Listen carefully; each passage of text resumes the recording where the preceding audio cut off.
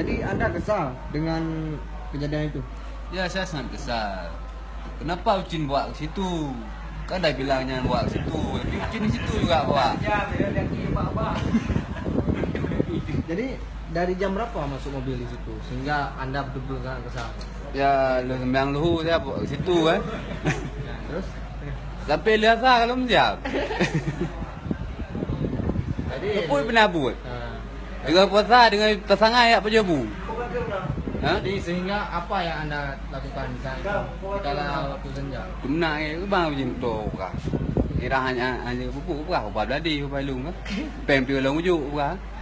Ke no pasang lah. Jadi di saat Anda kayak itu apa yang Anda lakukan? Gua bukan lah. Ya lakukan mesti long jadi kok kok. Kenapa tak?